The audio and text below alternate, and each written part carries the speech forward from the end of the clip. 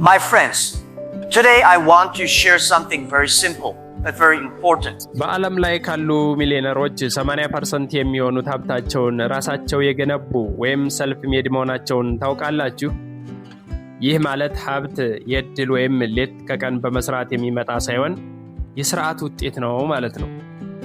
የአማዞን መስራቹ ጄፍ ቤዞስ እንዲህ ይላል፣ በትዕግስት ሊገነባ የሚችልን ሀብት በአንድ ጀንበር ለማግኘት መሞከር ለኪሳራ የመጀመሪያው እርምጃ ነው። በጥቂት ደቂቃ ቆይታችን በታሪክ ታላላቅ ሰዎች የተጓዙበትንና እናንተንም በ30 ቀናት ውስጥ የፋይናንስ ነፃነት መሰረት የሚያስይዛችሁን ዝርዝር ፍኖተ ካርታ አሳያችኋለሁ። የድህነት ታሪካችሁ ዛሬ እዚህ ጋር ያበቃል። ዝግጁ ናችሁ? ለውጥን የማይፈልግ እንኳ አለ ብዬ አላምንም። ትልቁ ቁም ነገር ፍላጎቱ ከልብ ነው ወይ የሚለው ነው። ለዛም ነው አብዛኞቻችን ከለውጥ ጎዳና ርቀን የምንኖረው። እስኪ እውነት ከልብ የለውጥ መሻታችሁን ለማሳየት ላይክ እና ሰብስክራይብ በማድረግ አሳዩኝ። ዛሬ የምናየው የ30 ቀን የሀብት ግንባታ የተግባር ዕቅድ ነው። ጥንታዊቷ ባቢሎን በዓለም ላይ እጅግ የበለጸገች ከተማ የነበረችው በወርቅ ክምችት ሳይሆን ነዋሪዎቿ በገንዘብ ሕግጋት ስለሚመሩ ነበር። ናፖሊየን ሂል እንዲህ ይለናል፣ ሐሳብ ቁስ ነው፣ በትክክለኛ ዕቅድና ፍላጎት ሲታገዝ ደግሞ ወደ ሀብት ይቀየራል።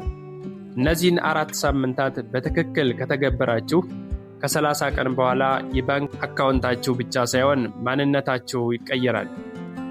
ስለ ስኬት ያላችሁ ግንዛቤ በአዲስ መልክ ያንሰራራል። ለማንኛውም ሰብስክራይብ አድርጋችሁ ጀምሩ። ሳምንት 1 የአእምሮ ዝግጅትና የንብረት ወይም ዕዳ ፍተሻ። ከቀን 1 እስከ 3 የምናደርገው የተግባር ሥራ ይህ ነው። የገንዘብ ፍሰት መመዝገብ። የጆን ዲ ሮክፌለር ታሪክ ገና ሥራ ሲጀምር ሌጀንደር ኤ የምትባል ትንሽ ማስታወሻ ደብተር ነበረችው። እያንዳንዱን ወጭና ገቢ ሳንቲም ሳይቀር ይመዘግብባት ነበር። በኋላም የዓለም ባለጸጋ ሲሆን ገንዘብህን ካልቆጠርከው አይባረክም ይል ነበር። ትንንሽ ወጪዎችን ተጠንቀቅ፣ ትንሽ ቀዳዳ ትልቅ መርከብን ታሰጥማለችና። ቤንጃሚን ፍራንክሊን። ዛሬውኑ የሞባይል አፕሊኬሽን ወይም ደብተር በመጠቀም ለ1 ሳምንት ሙሉ ወጭህን መመዝገብ ጀምር።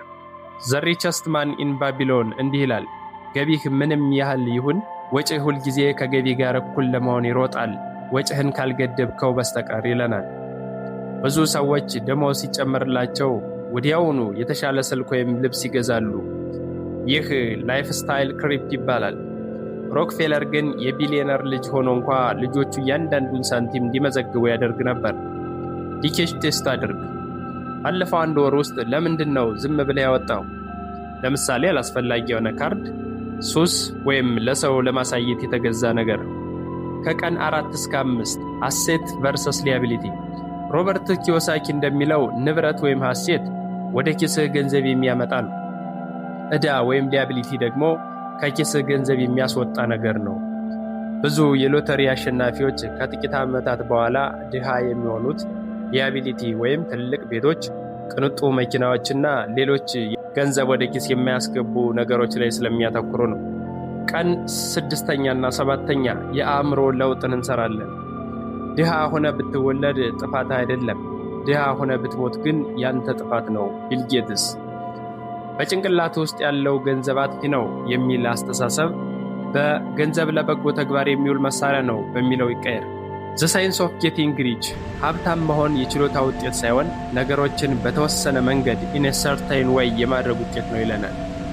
ገንዘብ የክፋት ሁሉ ስር ነው የሚለው የተሳሳተ ጥቅስ ነው።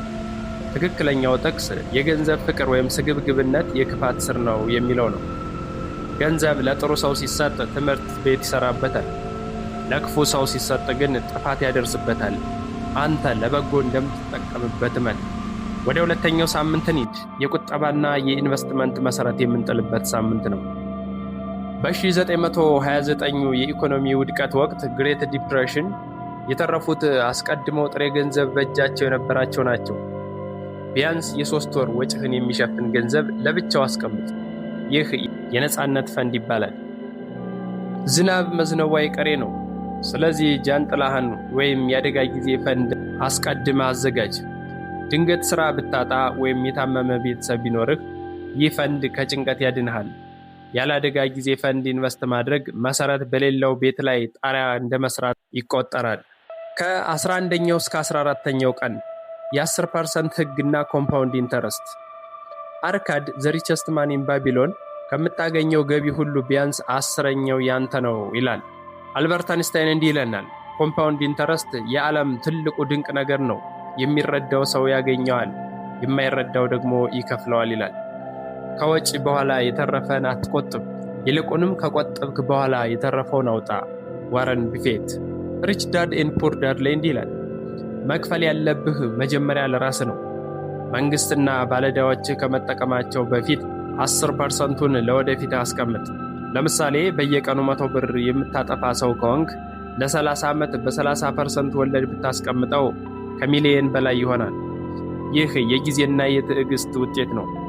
ባንክ ጋር በመሄድ በየወሩ ከደመወዝህ ላይ የተወሰነ መጠን በቀጥታ ወደ ዝግ አካውንት ወይም ሎክድ አካውንት እንዲዞር አድርግ።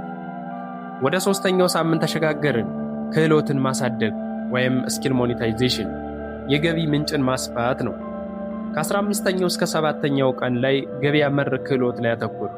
አንድሪው ካርኔጊ ከድሃ ስደተኝነት ተነስቶ የብረት ንጉሥ የሆነው ገበያው የሚፈልገውን ብረት የማምረትና የማሰራጨት ክህሎት ላይ ስላተኮረ ብቻ ነው። ብዙ ሰዎችን የሚረዳ ሰው ብዙ ገንዘብ ያገኛል። ቲንክ ኤንድ ግሮው ሪች ላይ እውቀት በራሱ ሀብት አይደለም። እውቀት ወደ ሀብት የሚቀየረው በተግባር ላይ ሊውል የሚችል እቅድ ሲደራጅ ብቻ ነው።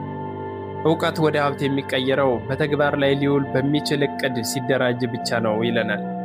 ዛሬ ዓለም ላይ ከፍተኛ ክፍያ የሚከፈላቸው ክህሎቶች ለምሳሌ ዲጂታል ማርኬቲንግ፣ የሽያጭ ጥበብ ወይም ሴልስ እና የቴክኒካል ክህሎቶች ናቸው። ከምንወደው ነገር ውስጥ ሰዎች ሊከፍሉኝ የሚችሉት የትኛውን ነው ብለህ ራስን ጠይቅ። ከ18 እስከ 21ኛው ቀን ጥልቅ ልምምድ ይላል ዘ 5 ሃወር ሩል። ቢል ጌትስ እና ኤለን ማስክ ዛሬም ድረስ በሳምንት ቢያንስ 5 ሰዓት አዳዲስ ነገሮችን ለማንበብ ይጠቀማሉ። ዩቲዩብን ለመዝናኛ ሳይሆን ክህሎት ለመገብየት ተጠቀምበት። በቀን 1 ሰዓት ትልቅ ትኩረት ሰጥተህ ካጠና በዓመት ውስጥ ቢያንስ በዛ ዘርፍ በሀገርህ ካሉ 1% ሰዎች ተርታ ትሰለፋለህ። በማንኛውም ዘርፍ ሊቅ ለመሆን 10,000 ሰዓታት ልምድ ያስፈልገዋል ይላል። የናፖሊየን ሂል ምክር እንዲህ ይለናል፣ ሊቅነት ወይም ስፔሻላይዝድ ኖሌጅ ላይ አተኩር። ሁሉንም ነገር ትንሽ ትንሽ ከማወቅ አንድ ነገር ላይ በሚገባ እውቀት አካብት ይላል። ስልክ ላይ ያሉትን አላስፈላጊ የማህበራዊ ሚዲያ አፖች ሰርዝና በምትኩ የትምህርት ፖድካስቶችን አውርድ። ወደ 4ኛውና ወደ መጨረሻው ሳምንት ገባን። ኔትወርክና ስርዓት መዘርጋት ከብቸኝነት ወደ ህብረት የምናድግበት ደረጃ ነው። ቀን 22 እስከ 25 የ5 ሰዎች ህግ። ሄንሪ ፎርድ እና ቶማስ ኤዲሰን ዘ ቫጌቦንስ የሚባል ቡድን ነበራቸው። አብረው እየተጓዙ ሐሳብ ይለዋወጡ ነበር። የዓለምን ኢንዱስትሪ የቀየሩት እነዚህ የቅርብ ጓደኛሞች ናቸው። በዙሪያ ያሉትን 5 ሰዎች አሳየኝ፣ እኔ ደግሞ በተቃራኒው የወደፊት ህይወትን እነግርሃለሁ ይላል ጂም ሮን። 2 ወይም ከዛ በላይ የሆኑ ሰዎች ለአንድ ግብ በቅንጅት ሲሰሩ የማይታይ 3ኛ አእምሮ ይፈጠራል ይለናል ቲንክ ኤንድ ግሮው ሪች ላይ። ዋረን በፌትና ቻርሊ ሙንገር ለ60 ዓመታት አብረው በመስራታቸው ነው የዓለም ቁንጮ የሆኑት። ካንተ የተሻሉ 3 ሰዎችን ፈልግና በሳምንት አንዴ አብራቸው ቁርስ ብላ፣ ቡና ጠጣ። ወደ መጨረሻው ቀን ደረስን። ቀን 26 እስከ 30 ሙከራና ግምገማ። ያልተፈተነ ህይወት ለሰው ልጅ አይገባው ይል ነበር ሶቅራጥስ። ያጠናኸውን ክህሎት ተጠቅመህ የመጀመሪያውን 100 ብር ለማግኘት ሞክር። ትርፉ ሳይሆን መስራት እችላለሁ የሚለው ስሜት ነው ትልቁ ሀብትህ። ሪች ዳድ ኤንድ ፑር ዳድ ላይ እንዲህ ይላል፣ ውድቀት አሸናፊዎችን ያነቃቃቸዋል፣ ተሸናፊዎችን ግን ይሰብራቸዋል። ሳይድ ሃስትል ወይም አነስተኛ ንግድ ጀምር። የመጀመሪያው ሽያጭ ሲሳካ የአእምሮህ በሮች ይከፈታሉ። 30 ቀኑ ሲያልቅ ውጤቱን ብቻ ሳይሆን የተፈጠረውን ዲሲፕሊንም ጭምር አክብር። እንግዲህ ፍኖተ ካርታው በእጅህ ነው። እነዚህ 30 ቀናት የአንድ ተራ ወር ቀናት ሊሆኑ ይችላሉ፣ ወይም ደግሞ የትውልድን ታሪክ የሚቀይሩ የድል ቀናት። ምርጫው ግን ያንተ ነው። ብዙዎች ነገ ጀምራለሁ ይላሉ፣ ነገር ግን የሰነፎች መደበቂያ ናት። ማርክ ትዌንስ እንዳለው የመጀመር ምስጢሩ ወደ ሥራ መግባት ነው ይላል። ዛሬ አሁኑኑ ቀን 1 እንጀምር። በ30 ቀናት ውስጥ ስትመለስ ሌላ ሰው ሆነህ እንደምትመጣ ቃል እገባልሃለሁ።